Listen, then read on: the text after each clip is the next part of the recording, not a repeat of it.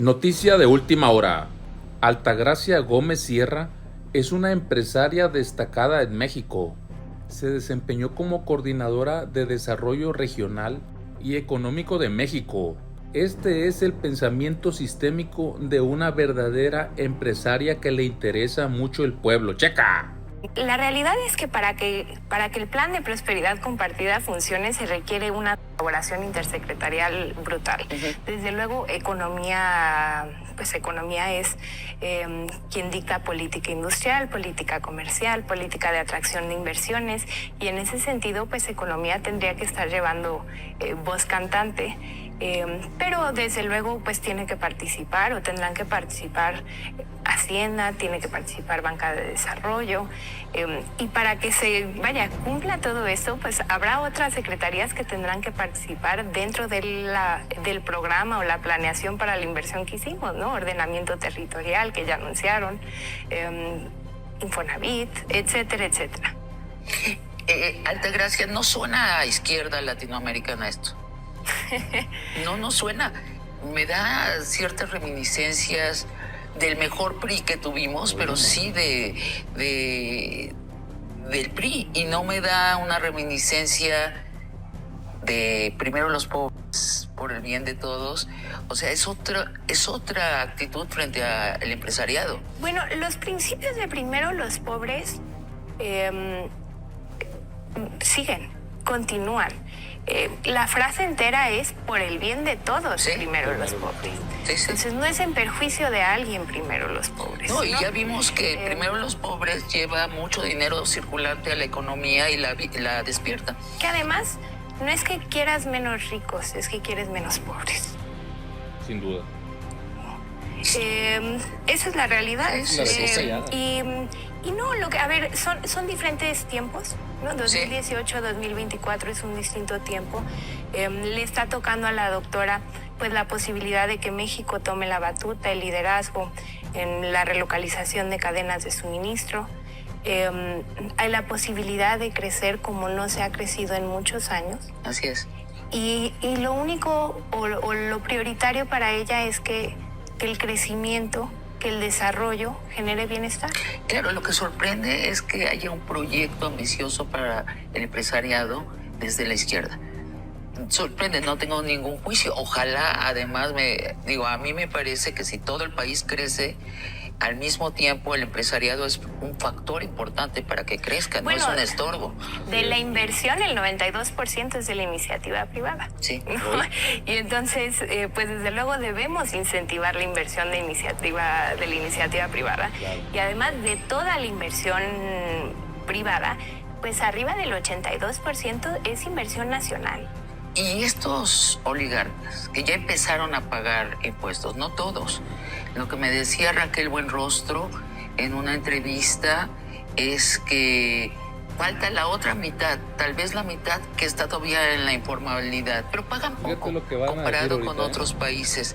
¿No debería haber una reforma fiscal y que paguen los que más tienen más? La 4T de Claudia Sheinbaum ha dicho: vamos a construir magnas obras, vamos a concluir las que dejó inconclusas López Obrador, vamos a tener un sistema de salud, vamos a tener mejor educación. ¿No necesita recaudar más dinero el gobierno? A ver, la respuesta, si necesita recaudar más dinero y si se requiere una reforma fiscal, no es lo mismo. A ver. ¿Necesita recaudar más dinero? Sí. Pero todavía hay una oportunidad de recaudar sobre las mismas bases. La inteligencia. ¿No? Sobre los que ya están pagando lo que deben pagar, sino los que no están pagando. Que son los que están en la informalidad todavía. Bueno, hay un trazo y otra vez, mucho de esta llamada informalidad es autoempleo, empresas pequeñas y medianas, pues que no pasan estos 2 años de vida, a quienes vamos a ayudar, etcétera, etcétera, ¿no? Pero hay grandes empresarios que están en la informalidad. Y hay medianos y hay profesionistas que también operan en la informalidad. Ya me puse nerviosa. Es que es muy fácil No, yo sí pago impuestos. Vilanizar a los visibles. Sí, claro. ¿No? Claro. Hay grandes profesionistas que salen en la informalidad. Sería terrible castigar a los que sí pagan. Y hay temas incluso Oportunidades de eficiencia en las aduanas, que es muy comentado, ¿no? Oportunidades de eficiencias en muchas otras partes que te permiten elevar los procesos recaudatorios de forma importante. Si se priorizan, si se logra no solo el plan, sino la ejecución de estos mismos, que permitiría no hacer una reforma fiscal en los primeros años. Los salarios. La clase trabajadora, van a seguir subiendo el salario mínimo, va a seguir subiendo. Este sexenio subió un 30%. No más. ¿Más? Este sexenio subieron bastante más del 30%, sí. El salario al principio de este sexenio estaba pues casi en menos de 3,000 pesos. Ahorita estamos en 7,000 y pico, sin la zona norte, que la zona norte tiene un salario qué bueno, ¿no? Distinto. Fue buenísimo, fue buenísimo. Y hay que seguir subiendo, ¿no? Y la idea es que siga subiendo. Ella dice nunca menos que la inflación. Te pregunto, Altagracia, ¿por qué? Digo, por justicia social, por supuesto. Tenemos salarios muy bajos todavía. Pero ¿cómo afecta a los empresarios? La frase hecha es: peso que no ganan los trabajadores, los ganan los empresarios y viceversa. Pero hay una visión macroeconómica más allá de subir los salarios y que le beneficia a toda la economía. Bueno, entre más dinero tengas en la bolsa, más puedes gastar.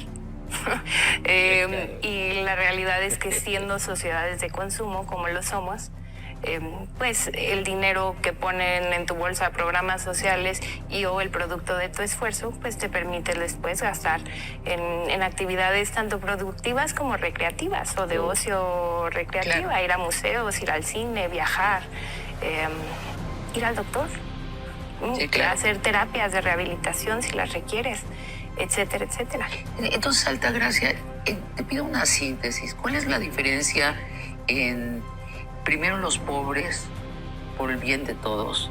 Una propuesta que te debo confesar que a mí yo oía siempre la primera parte, hasta que vi los macrocifras de la economía y cuando vi los resultados de las elecciones. Dije, no, esto es una propuesta de macroeconomía también. Pero ¿cuál es la diferencia entre esa propuesta de la que venimos y prosperidad compartida? Bueno, es la continuación, ¿no? Es el llamado segundo piso, que para efectos económicos plantea continuidad en algunos principios: autonomía del Banco de México, finanzas públicas sanas, soberanía energética, fortalecimiento del mercado interno, combate a la corrupción, y luego novedad en el sentido de que en esta década, no solo en México, a nivel mundo, se regresó a la política industrial. Por mucho tiempo en México y en el mundo incluso estaba esta frase: la mejor política industrial es no tener política industrial. Y ahora viene de regreso. Vemos a Estados Unidos con el CHIPS Act, con el Inflation Reduction Act, vemos a Brasil, vemos a la Declaración de Berlín recientemente, vemos a Francia tratando de hacer lo propio. Y la realidad es que la doctora tiene toda la intención de expresar una política pública industrial, excelente, comercial y de atracción de inversiones, que plantee una idea de país de largo plazo cohesiva, que te lleve hacia la meta de prosperidad compartida. No es solo, decir lo que no se puede hacer o lo que está mal o lo que genera malestar, sino cómo incentivamos el bienestar. Excelente. Y eso lo explayará pues ella, y ahora también el secretario designado ya, Marcelo. De Economía. Sí, claro, con una política industrial muy clara de largo plazo que tome en cuenta planeación por una parte, planeación para la inversión, que el corto plazo no vaya a comprometer el largo plazo, pero por otra, que estos grandes hitos macroeconómicos que se pueden llegar de inversión extranjera directa, de ser el socio comercial de Estados Unidos más importante, de récord en el índice de desempleo, etcétera, etcétera, se puedan traducir en mejor acceso a derechos económicos, sociales y culturales para la gente. Mejor vivienda, mejor educación, mejor salud, mejor movilidad, etcétera.